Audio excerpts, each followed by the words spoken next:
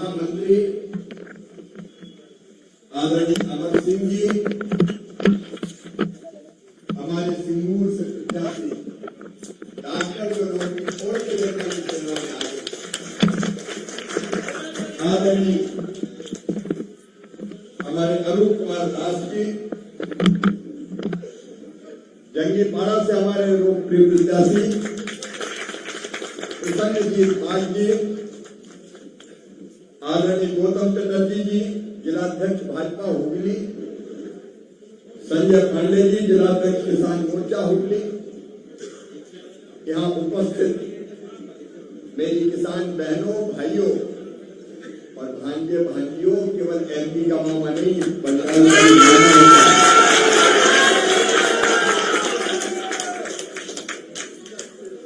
चुनाव में एक बहाना था, मुझे तो किसानों से मिलने आना था।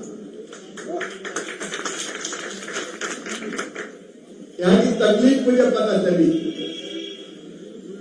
अरूप जी ने खबर भेजी, प्रसन्नजीत जी ने खबर भेजी कि आलू पैदा करने वाला किसान इस समय बहुत परेशान है।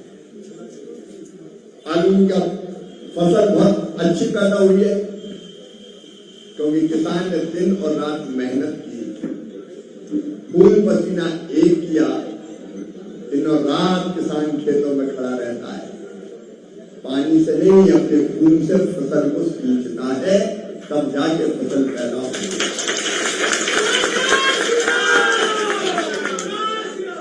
किसान ने कसर नहीं छोड़ी, फसल भी बहुत अच्छी आई, लेकिन टीएमसी की सरकार के निकम्मेपन के कारण, ममता दीदी की उदासीनता के कारण और किसान विरोधी नीतियों के कारण आज किसान का आलू माटी के मोल बिक रहा है, कोई खरीदार नहीं मिल रहा है। जितना पैसा लगाया उतना निकालने की स्थिति नहीं है। अभी मुझे जगह जगह लोगों ने बताया 100 रुपया में 50 किलो आलू, 100 रुपया में 50 किलो, क्या करेगा किसान? आज मैं केवल भाषण देने नहीं आया, अभी झांसी की मठ पे जाऊंगा और वहां किसानों से बात करूंगा।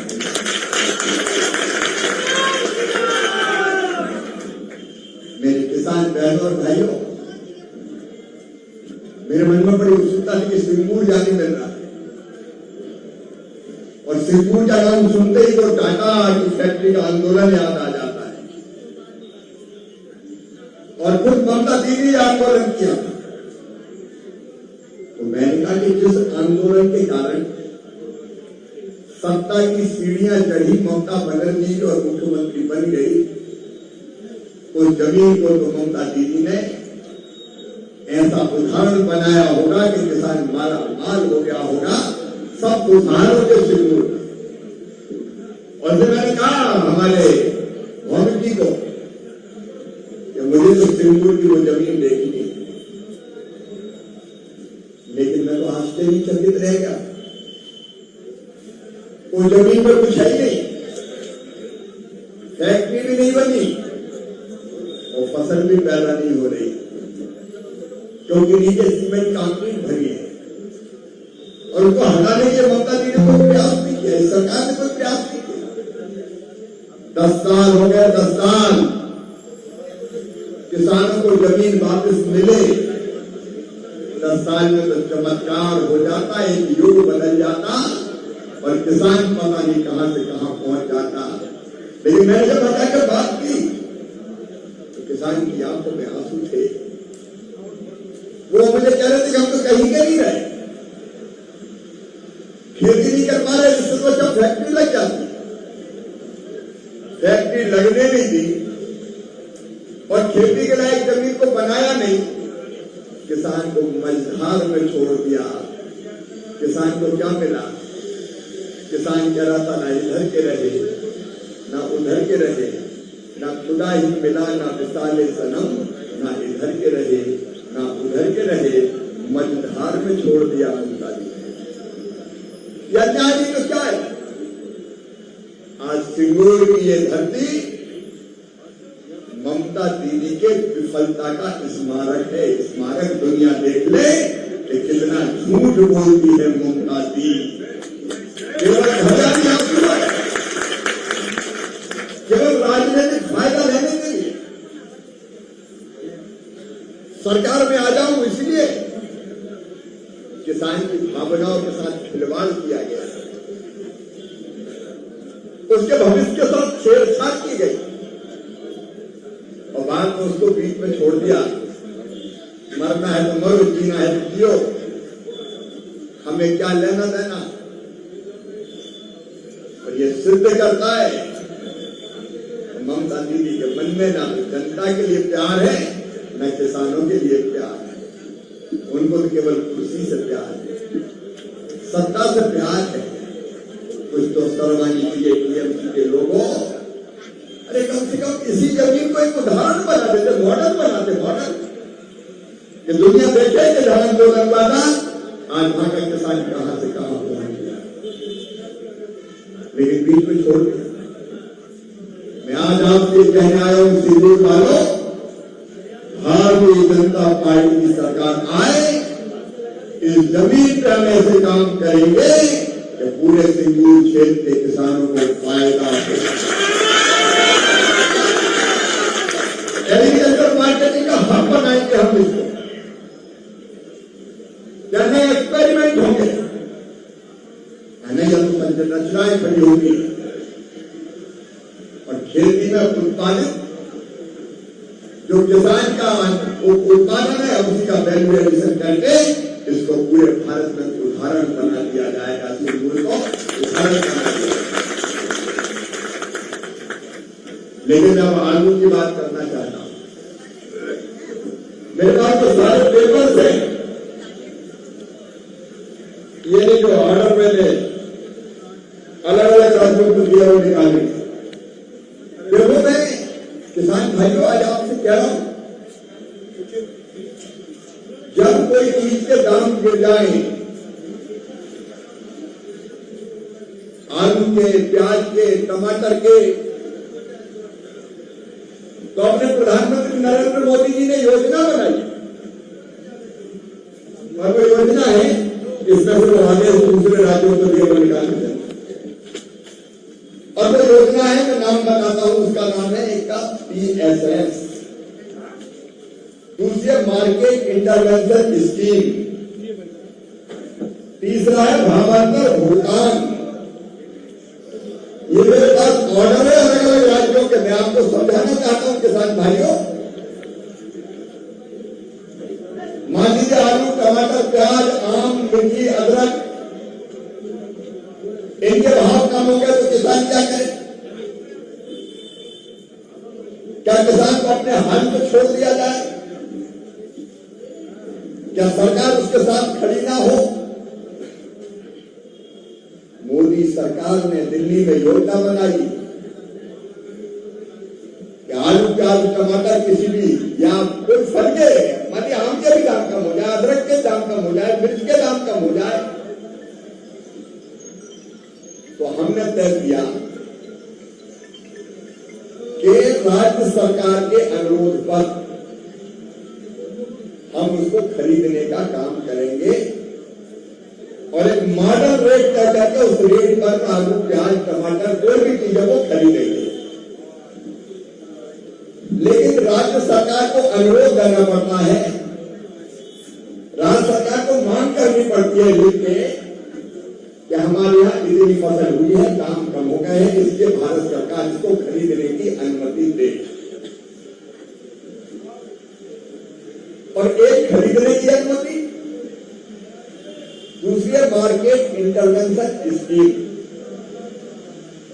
इसमें हम चाहें तो एक काम खरीदे बिना भी कर सकते हैं। आप सब किसानों को बताना, मैं भी बताना चाहता हूं सिंगूर के इस कार्यक्रम के माध्यम से। अनुता तो समझ लीजिए, मार्केट इंटरवेंशन स्कीम का मतलब है कि हम मार्केट से खरीदेंगे और नहीं तो खरीद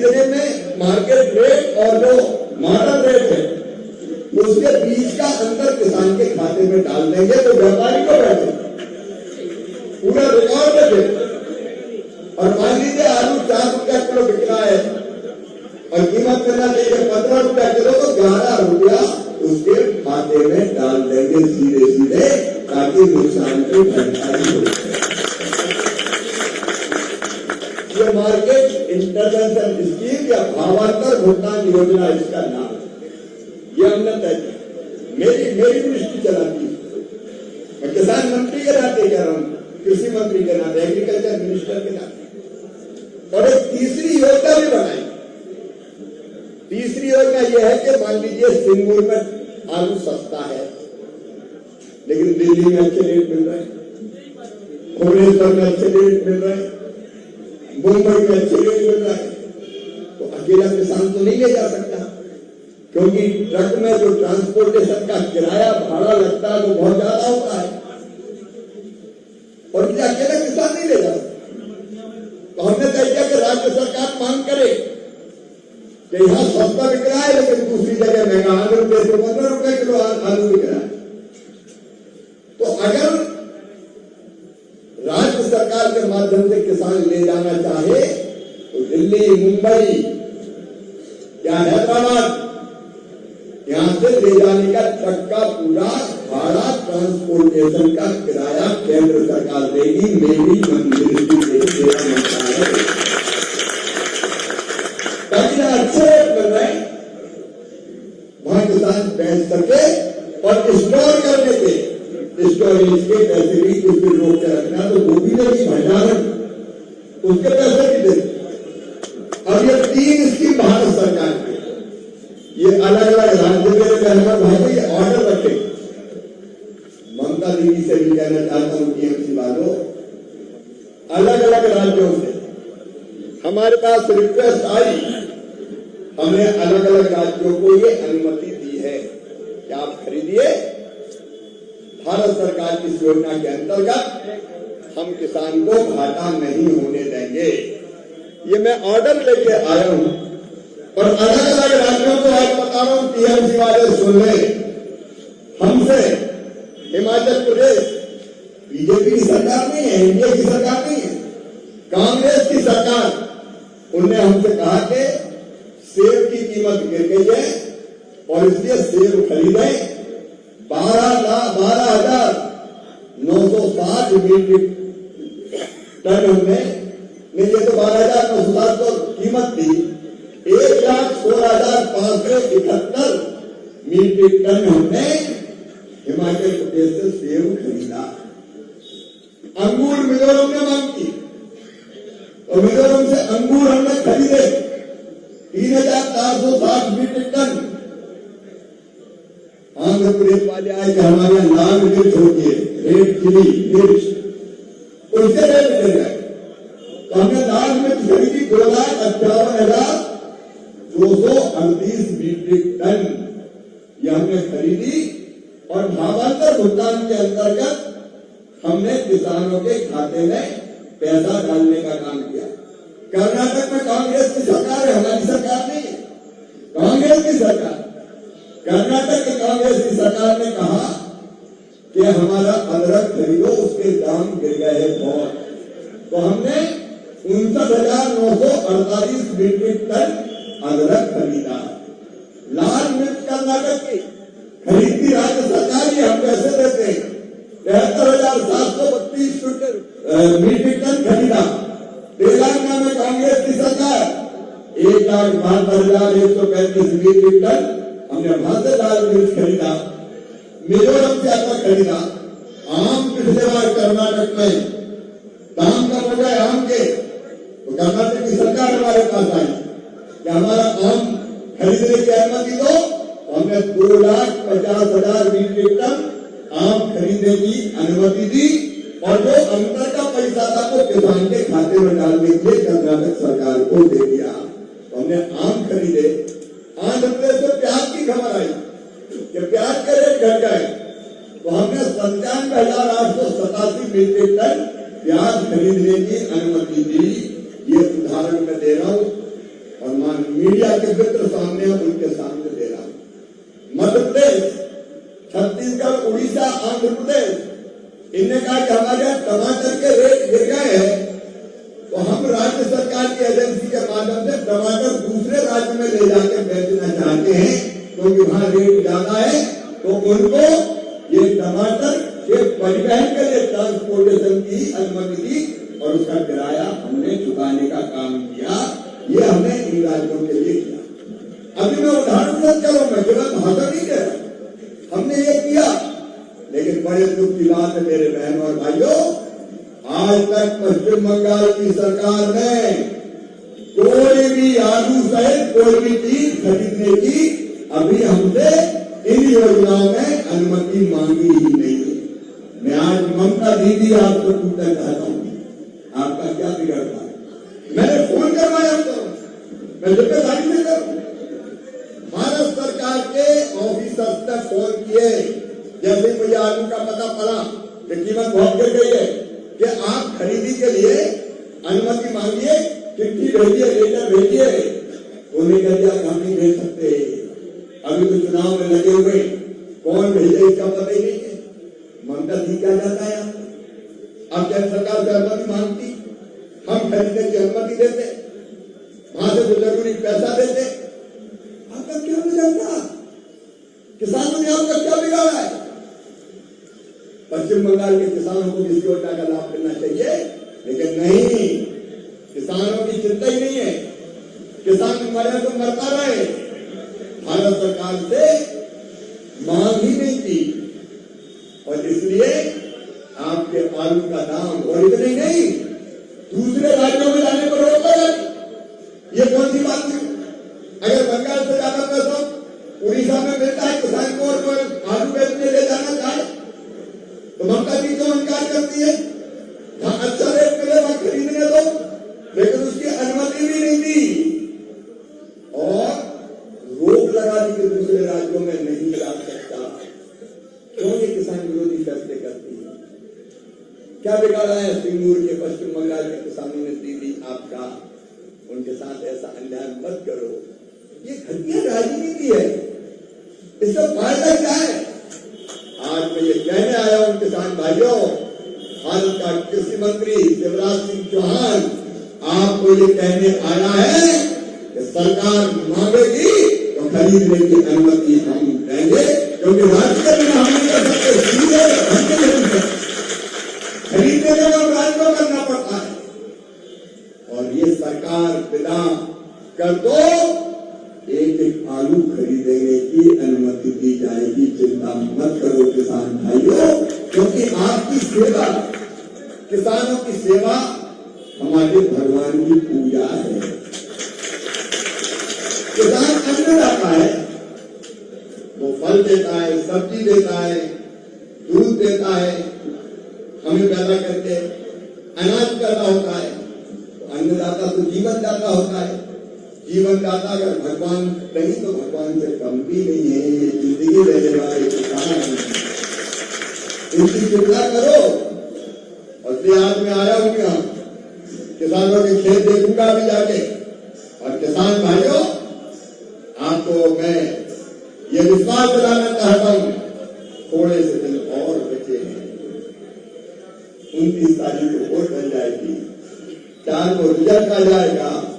चिंता मत करो, मुझे विश्वास है कि पश्चिम बंगाल की जनता ममता जी के अन्याय को समाप्त कर देगी,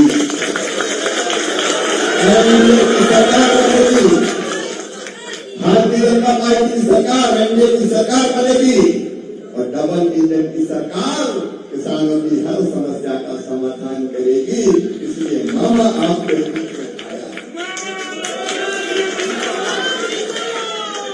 और इस बीच में भी हमें अपनी जानकारी मंगाएंगे, कितने मीट्रिक टन आलू पैदा हुआ है, बाकी फसल कितनी पैदा हुई है, कोल्ड स्टोरेज बनाएंगे। अभी कोल्ड स्टोरेज बनाने के लिए हमने पैसा दिए MITS की स्कीम के अंतर्गत, NHP की स्कीम के अंतर्गत, AIF की स्कीम के अंतर्गत।